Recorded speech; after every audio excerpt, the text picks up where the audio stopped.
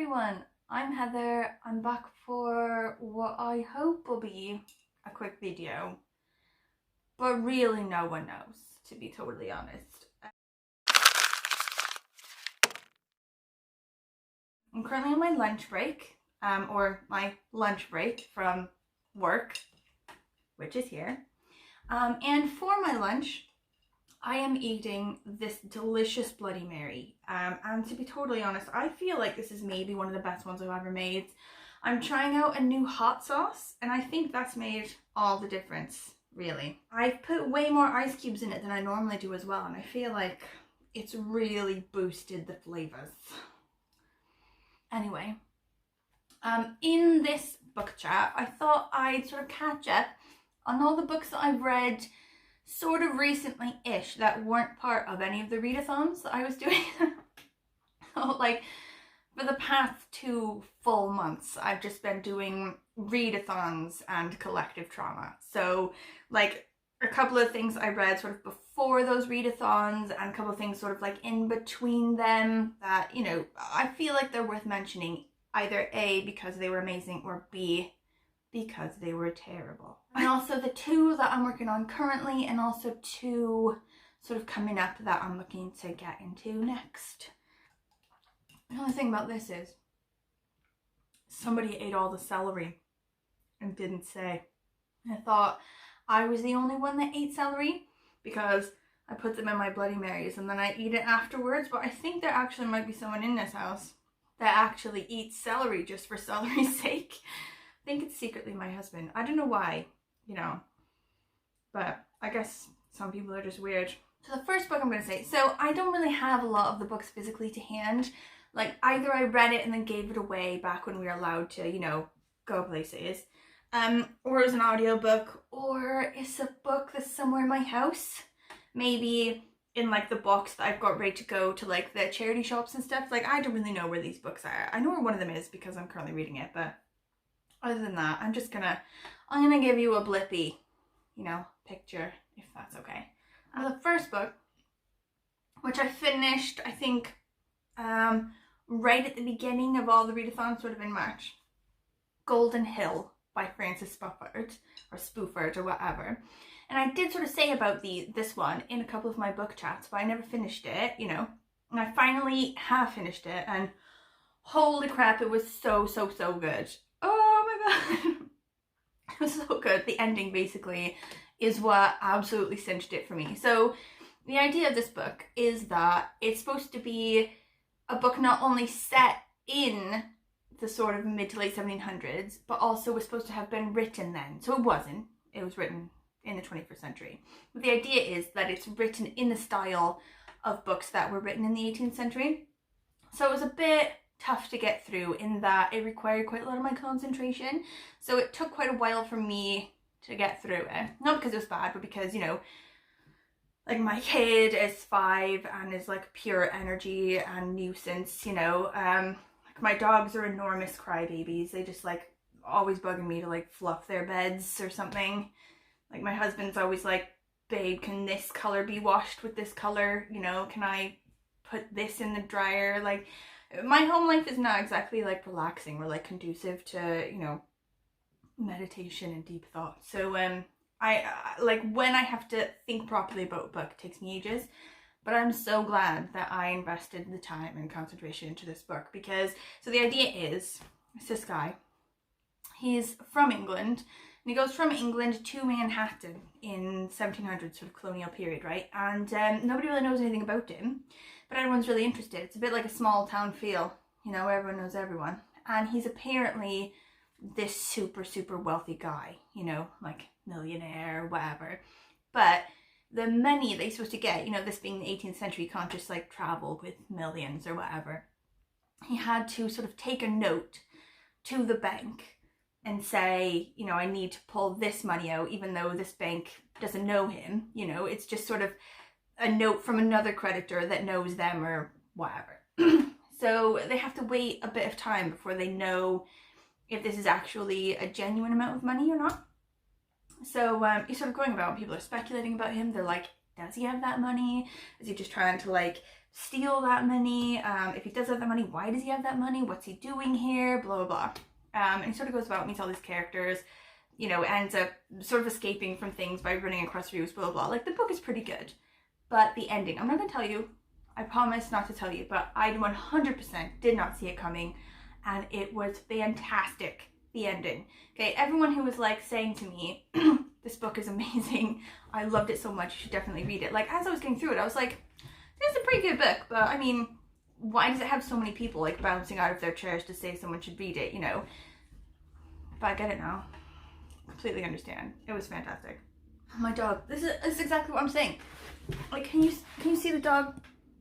Now he's like, oh, I want to go outside. Oh, I want to leave the room. But then, as soon as he leaves the room, he's going to realize he wants to come back to his bed, and he's going to be crying on the other side, like, oh, I want to come back in. Can I come back in? You're going to not squeeze through the door.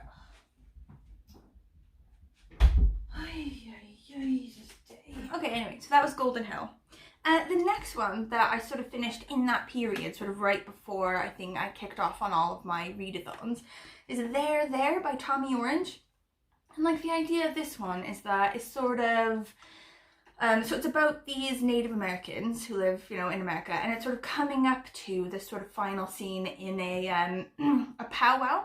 Sort of all of the people are sort of like weirdly interrelated to each other, you know, but you don't really get the full map of how all of their different stories are intertwined until sort of the very end. I had to like keep a character map. I had to be like name the character and then draw a line to the person in the other story that they're vaguely related to and sort of do them like that. But after I made the map, it was fine. Sort of the idea of it is that they're all sort of part of this like ancient identity that's trying to sort of make it in the 21st century, you know. It's sort of an identity that is sort of clashing quite hard between sort of like the older part of the identity and the sort of modern part, you know, and they all live in California. And so the idea is like, they talk a lot about, yeah, identity and sort of finding their place in modern life and things like that. And there's a lot of like, I don't know, playing in that way, and it's really clever, like, it's written really well. But the ending, again, I'm not going to tell you the ending. And like loads of people absolutely hated the ending. They were like, what an absolute waste. Okay, but I thought, I don't know, I quite liked it. Like, I'm not going to tell you what it was, obviously. Like, again, it just came to a full climax at the end. And I think it was just good. I really enjoyed it. It made you think quite a lot, you know, the things that you don't normally think about, I think, generally. And the ending was completely unexpected. So, okay. So the next one is The Wife Between Us by Greer Hendricks and Sarah Pekkanen? Dunno. This one was sort of billed to me as a Gone Girl, or like a Girl on the Train sort of thriller, you know? So it's this woman, and she's divorced from this guy, who's now remarrying, and it sort of starts out one way and then switches in the middle. It's like a bunch of sort of like plot twists and stuff that sort of lead you down one way and then send you down another, like, you know, normal thriller type stuff. And I was sort of into it, you know, but then the end just let it all the way down, like the exact opposite of the two that I just said a minute ago. It just fell all the way flat. I'm not, you know, gonna tell you why. Like, I think that the book could have been really good if the ending wasn't so bad. Like, the characters, you know, well-formed. The idea was sort of there and well-formed. I don't know. It just ended a bit flat, I think. Like, did anyone else read this book? Like, if you've read this book, please let me know how you feel, because I think some people actually really, really liked it. I think it's a really popular thriller, you know? People were really into sort of, you know, the build-up and the ending and everything, but I just was completely let down. I was like, seriously? I think I was in, like, the line outside Tesco trying to go get groceries in the end of the world, you know, and just ended. And I was like, seriously? I've been waiting for ages in this line, and my book sucks. Okay, so the next one is My Sister the Serial Killer by Oyinkan Braitwaite. And I think I said something about this in a video before, but I'm not sure I said everything, you know, like when I finished it and everything. So the idea of this one is, it takes place in Nigeria. I think the author is actually Nigerian. And it's this girl or this woman who works as a nurse in a hospital. And she has a little sister who keeps murdering her boyfriend. And she's really annoyed at her little sister by sort of putting herself in danger by killing these guys, and also putting her family in danger, her mother and everyone, you know. But she doesn't get super annoyed with her about it until she goes after the guy that she likes. So the elder sister, the nurse, is really into this guy at work at the hospital. And the little sister, who's the murderer, starts really liking that guy and starting to like go for him to make him the next sort of boyfriend / murder victim. And the older sister is really annoyed. She's like, I like him. I want to be with him. I don't want you to kill him. But also she's got this ridiculously strong sense of family, you know, and sort of protective feeling for the little sister. So like the dad is gone.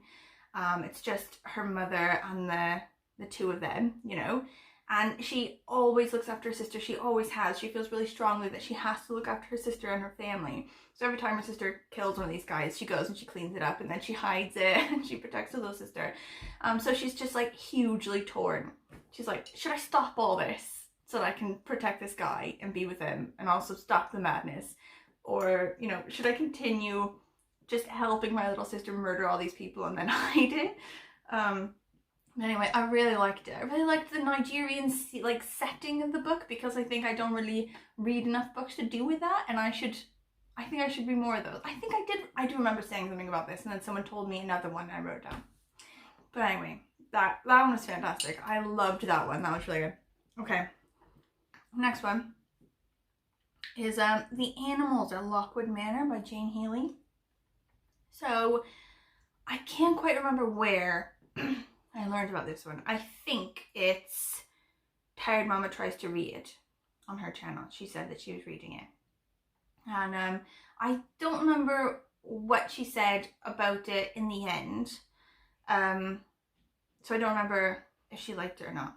But I'd say like it was billed, basically, when I looked at it closer, it's billed as a sort of Jane Eyre / Rebecca, but like with a lesbian sort of twist, you know? It's like it's a lesbian gothic story. And I was like, I am in. Loved Rebecca, loved Jane Eyre, loved different spins to stuff like that.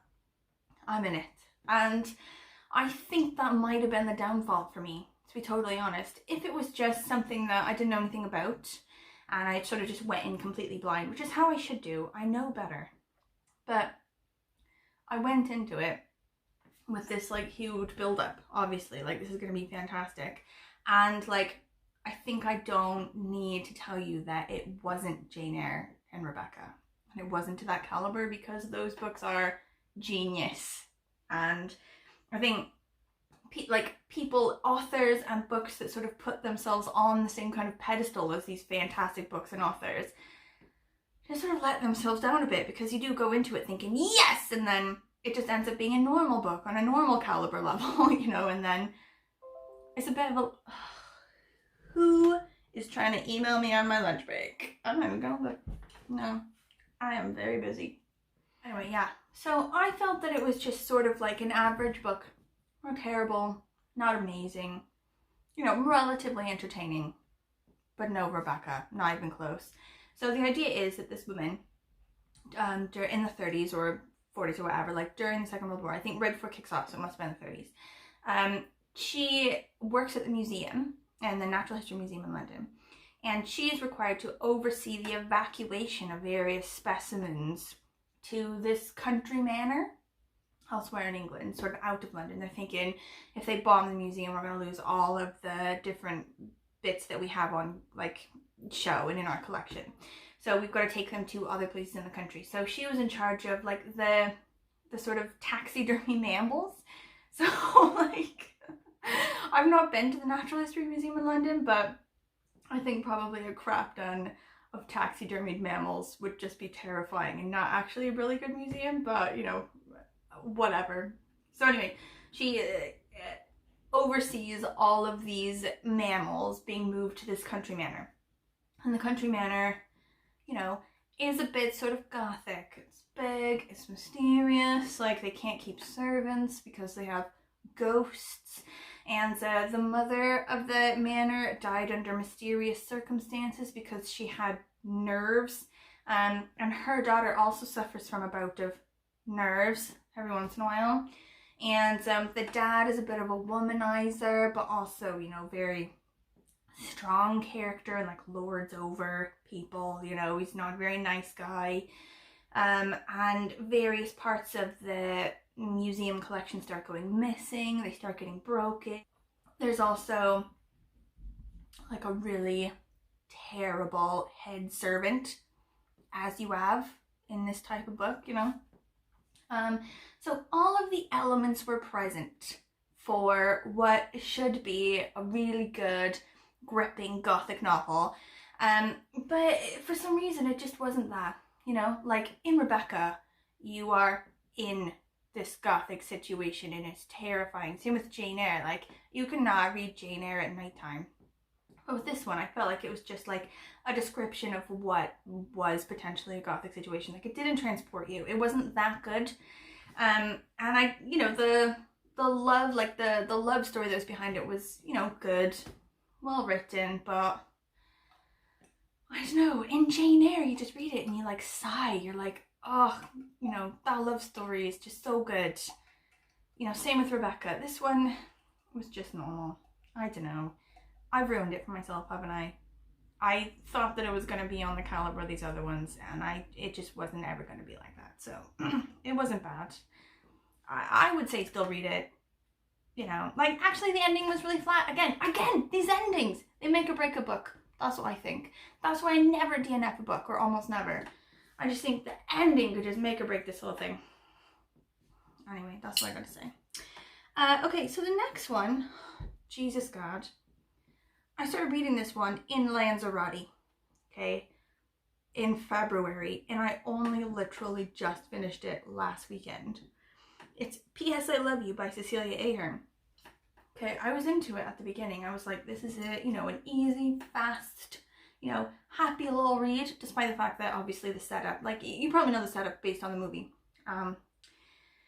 It's this girl in Ireland, and her husband, who she's madly in love with and has been since they got married, blah, blah, he dies of a brain tumor. He dies slowly, and then, you know, he's gone. It was traumatic. And she has to just sort of go about her life with all these couples and fantastic things going on around her, and she just can't cope. Like, she has to deal with the fact that her husband is dead. But he sort of set up a thing where she gets a new envelope that he's written for her every month for like a year or whatever, or like just under a year. So he writes like, oh, this month your task is to go to karaoke with your friends and buy a new dress and blah, blah, blah. And then P.S. I love you. Anyway, so like that. And he sort of helps her to get over him in steps, you know. But it is so long. Ugh. Oh my God. It's so long. I think, like, you know, the average for a novel, what, like 400 pages or so? This one was like 500 or over 500 potentially, and just felt like a shit. Like, you know, there's only so much just normal going to pubs and going to lunch and stuff with your friends while being, you know, a trauma victim. You know, there's only so much like being out with people because you know you should be out with people while not wanting to actually be out with them and feeling like you want to cry. Like, you can't do that for 500 pages. Just makes for a terrible book. And I wouldn't say that this book was terrible. I think it was like an easy, quick, you know, like a light sort of read, you know, like a bit of like junk food for the mind, and it was nice, and I didn't hate it, but it did just drag on. Like, the ending was pretty good, but also not worth the damn wait. We could have done that in 300 pages, no problem. Okay, so the last one of the books that I finished, right, is called, and like, stay with me here, okay, hear me out. It's called The Duchess Deal. It's by Tessa, right? I got this on audiobook from my library app.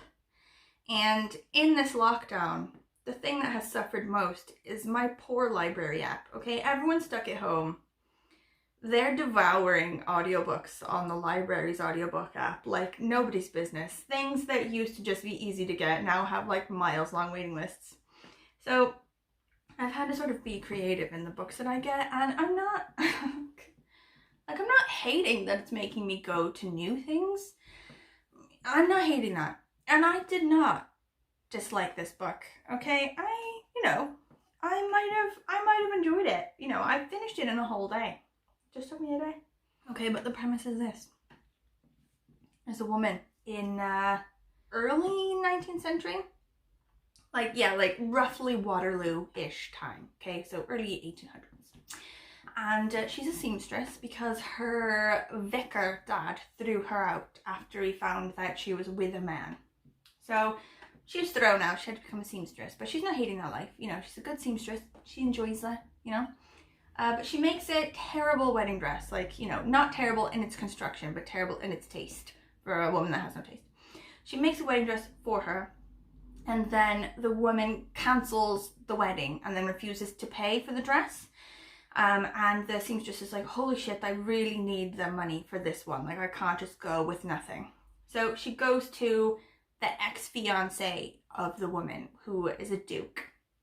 And he was recently in a battle, in a war, and he's like scarred. Like, he was in a huge fire, or like a cannon backfired or something, and like a whole half of his body is just covered in like beastly scars, and he doesn't have hair on that side, and he's just like supposed to be this sort of Phantom of the Opera type monster. And she goes to him and she's like shocked by his appearance, but recovers. She's like, I hate to come to you, but your ex-fiance, had me do this dress for her, and now she won't pay for it. I really need the money. And he's like, okay, I'll pay for it. But, okay, now here, okay, stick with me on this. Here's where it gets a bit off-road, okay? So he needs a wife because he needs an heir. So he was gonna marry this woman, but this woman like seemingly rejected him or what after like finding out that his scars are grotesque. So now he's sort of up a creek without a paddle. He's getting older, he needs to find someone who can get him an heir, and he needs to find that person pronto. He needs them to be desperate enough to stay with him despite him being grotesque and also a bit of a jerk. And he needs them to sort of be available pronto for the heir making, right? So in walks this person who looks quite desperate financially. Also, she seems game for stuff. She seems like she's not going to say no to a weird proposition. Cut to the chase. They get married with this deal that they're not really married. They're just in it for the heir making. Once the heir making has come to its completion, she'll live in a house nearby by herself, and he'll continue living in his like fancy manor, and everyone will be happy. So there's quite a lot of heir making. Solid pages long heir making, and also like a slow falling into love with each other. Which I do love. So I'm just gonna go out, and say I did not hate this book. It was cheesy as balls, okay? Loads of sex, loads of plot holes. The characters were not ridiculously well developed, but also it was delightful. It only took me a day to get through it, and that was just a delightful romp. And okay, that was the last one that I finished recently. So then I'm on 2, right? I'm working through like 1 physical book and 1 audiobook. So on my audiobook app, I have Frankly in Love by David Yoon. I don't really know a hell of a lot about this one, but I think I saw it on NPR, and then I saw it on my library book app, and I was like, woo, snatch that up. But it's a YA book, which I don't normally get into nowadays. Like, I used to be really, really into them, but a couple years ago I just decided I am not getting on with them anymore. But it's not bad. I'm enjoying it. It's this Korean American kid, right? His parents are Korean, but he doesn't really speak any Korean at all. And his parents, their English isn't very good, but their rules about being Korean are really strong. So, like, obviously, if he was to find a girlfriend who wasn't Korean, like, there would be issues. But they're part of this, like, gathering of Korean families. So the parents came over from Korea with like several other couples from Korea, and they've been friends ever since, and like their children are all roughly the same age, so they have these like family gatherings where all of the Korean parents have a chat, and then all of the Korean American kids are sort of thrown together, even though they wouldn't normally have been friends, you know, and they're not friends at school or anything. They're just friends for these gatherings. And it's like really well known amongst the families that you have to date and marry someone Korean. So the kids, his name is Frank Lee, frankly in love. His older sister did everything right. She went to Harvard, she was a lawyer, she was like the pride and joy of the family. But she married not only not a Korean guy, but he is black and American and just like the furthest from Korean you can possibly get. And she's basically been disowned from the family. Like, I shouldn't laugh, it's terrible, obviously. And then there's various people in like the kids of the gathering who are dating like random other people secretly. Like one of the girls is dating a Chinese guy. Shock, not allowed. And now Frank is dating a white girl whose parents are like really white. like Scandinavian, blonde, like classy, healthy snacks white. It's sort of just going on from there. Like, I don't really know a whole hell of a lot about the book other than that from just what I've read recently. But I'm liking it. It's funny. Like, the kid is a super geek, you know. He really likes like computer games and stuff, and it's like he has a best friend he's always like bantering with. Like, it's just really good. It's cute. I'm enjoying it. Okay, so the next one that I'm in the middle of is like the physical book I'm reading. And I know that we just had a talk about the Duchess deal. But like, I'm still gonna just come out with it all the way, because, you know, if you can't be honest with your friends, who can you? Okay? It's called Bringing Down the Duke by Evie Dunmore, or Evie Dunmore.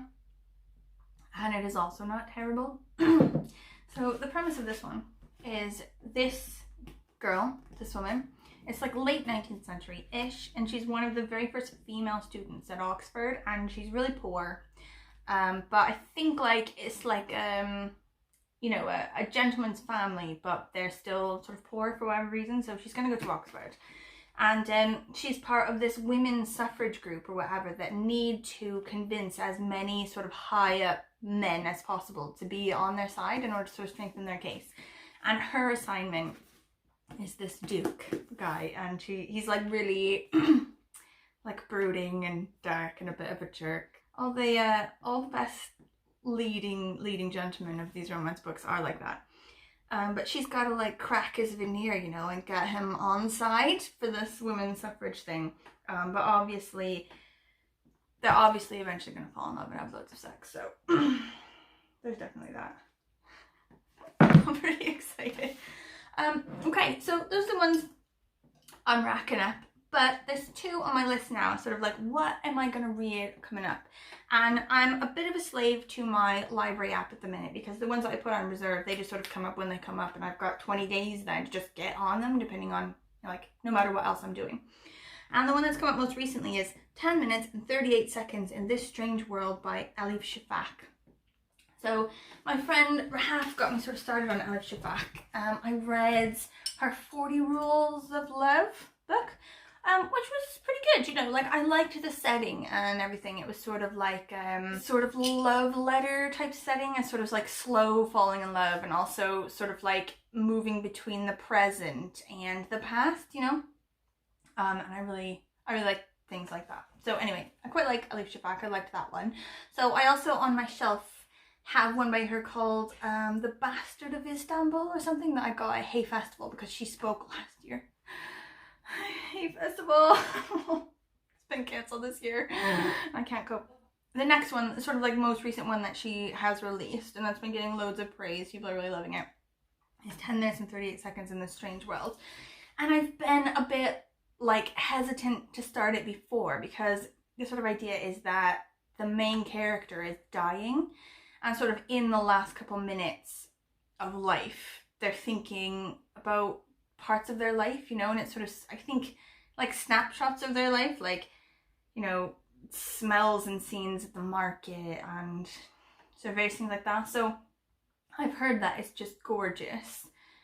But also, if you think, you know, the whole book is about like the last 10 minutes of someone's life, it's obviously going to be a bit grim, and I've been avoiding things like that. But you know, whatever the library app says, what the library app says, and you can't be fighting with the library app or you're gonna miss your chance. Okay, but next one that's sort of coming up. Last month I was sort of reminded of this book called Parkland by Dave Cullen that I sort of want to read, that I heard about recently. It's about the sort of most recent really big school shooting back home in America, like the Parkland school shooting. And it reminded me that he wrote another one ages ago about the Columbine school shooting, and that I had gotten that one through like a flash sale on Audible and had not actually gotten to it yet. So it had like buried itself under all of my like Audible things, you know, like the most recent Audible thing shows up on top. It had sort of gone off screen. It was so far back, and I'd forgotten that I just hadn't had the time to get to it yet. So I'm gonna get to that one next, or sort of soonish, I think. And sort of the idea is, I think it's just a sort of, you know, it's a telling of the school shooting. I don't really know anything else about it. I just heard it's really good. And I was actually living in Colorado at the time, so I think it was 99 or something. It happened in Colorado, about an hour from where I was living at the time. And we sort of got out of school for various things because our parents allowed us not to be in like an assembly or whatever, because they thought there'd be copycat shootings and stuff like that. It was sort of like one of the first sort of major shootings of this kind. Like, they happen so like often now, unfortunately. But that was like one of the really like first ones that got sort of global attention for being so big and so dramatic.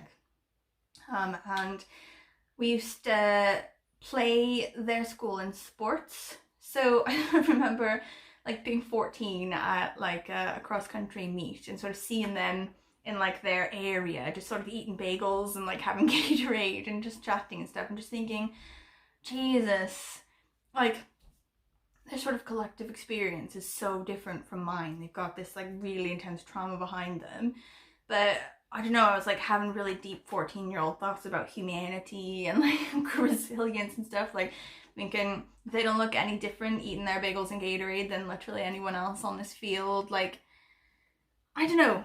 So Columbine has always sort of like had a bit of like, I don't know, a fascination, I don't know, effect in my mind. So I'm pretty excited to get to that one. Excited, but not excited, if you know what I mean. Anyway, those are my books for this week. That's the end of this lunch break book chat. We're coming up to May, and I don't think I'm gonna do any readathons in May. Like, I think there are a couple of them, but I think I'm just gonna chill out for a bit. Like, I was doing so many for the past couple months. Okay, thank you for watching. I hope it wasn't too long. If you have any comments at all about the books that I'm reading or want to read or whatever, or just any comments at all about anything, please let me know. I love a good comment section conversation. And I think that's the end, and I will see you next time. Goodbye. Goodbye.